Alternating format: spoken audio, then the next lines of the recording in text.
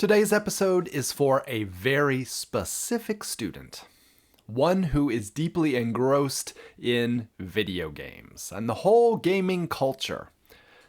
They might really love music, their music, but they don't think they love piano. Maybe they think they're a little too cool for it.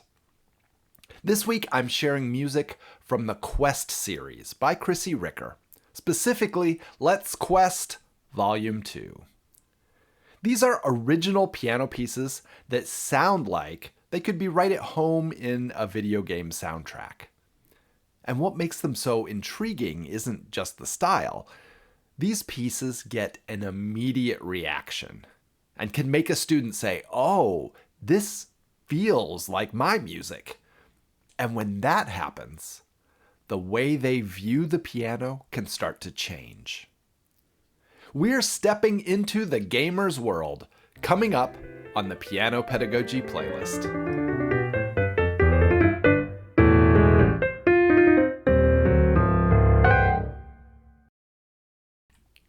Greetings and welcome. I hope your day is going well. My name's Luke Bartolomeo. I'm a pianist, a teacher, and also a developer of music education apps, including Flash Note Derby. Each Monday on the Piano Pedagogy playlist, we explore teaching repertoire that is practical, engaging, and meaningful. All of it written by living composers. This week we're tapping into something that many of our students are very passionate about. The 4 pieces I'm playing feel like they come from, somewhere else. But it's a world these students readily recognize. They're all from Chrissy Ricker's collection, Let's Quest. And today I'm featuring Volume 2 for students at the early intermediate level. We'll start with a piece called Mission Alpha. Suitably, it starts out with a zero gravity section that just kind of floats aimlessly in anticipation. The main melody that follows is surprisingly jaunty and upbeat.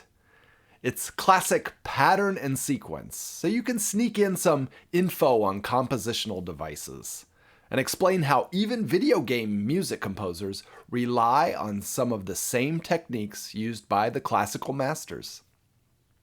I really enjoy the melody. It does make me think of a looping soundtrack to a role-playing adventure game, particularly the carefree moments of exploring, where there aren't any immediate threats to deal with.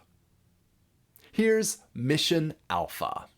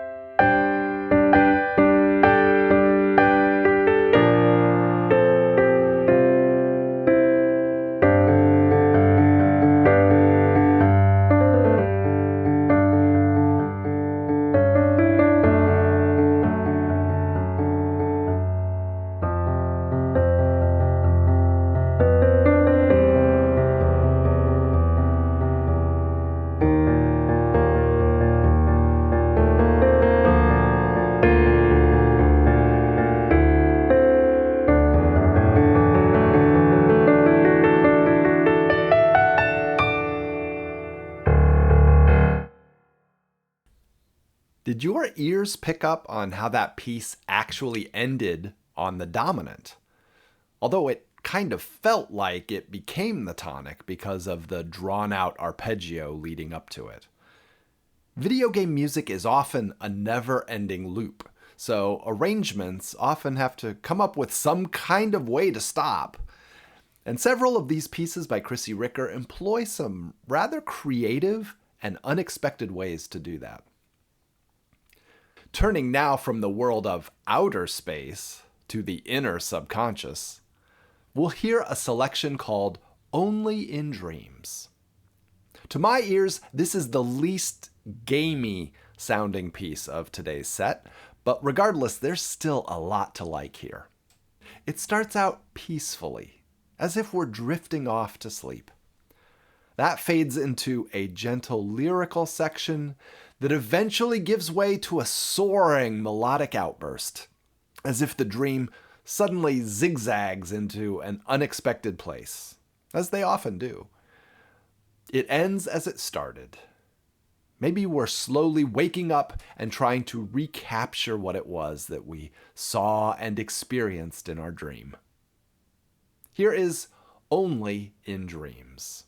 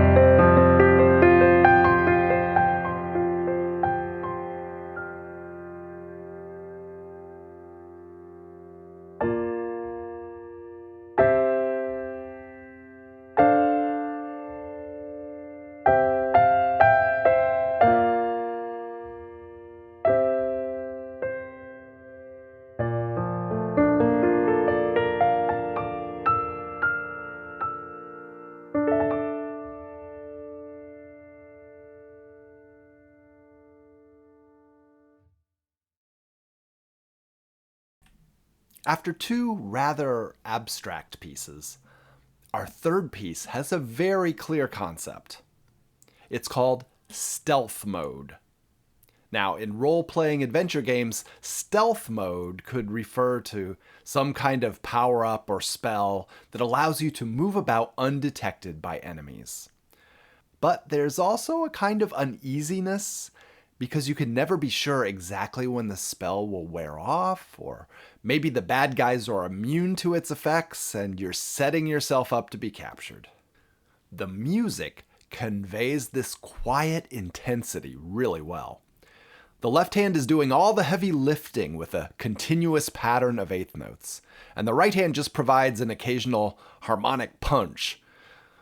The dynamic level starts out piano, so you have to manage this intensity and keep it controlled.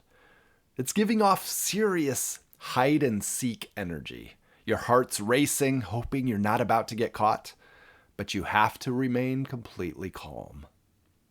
For all of these pieces today, you could have a blast letting your student take the lead in creating stories to accompany what the music is doing. Maybe we start to win over the skeptic this way, when they see that the piano, too, can be an effective storyteller and a way to escape into a distant world. Buckle up for Stealth Mode by Chrissy Ricker.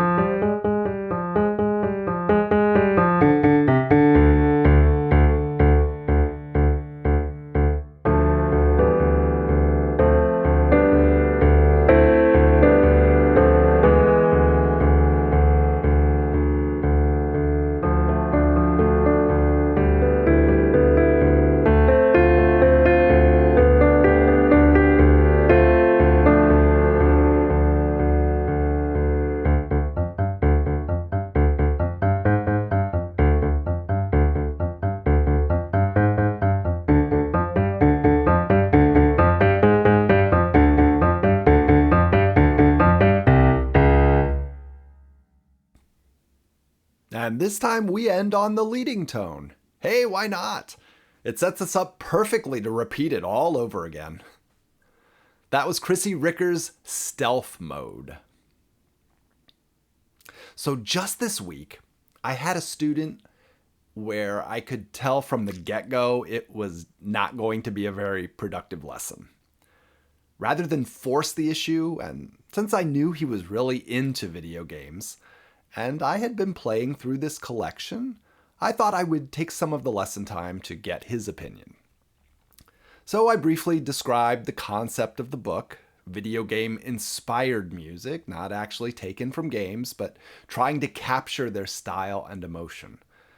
I played through a section or so of each piece and waited for his assessment.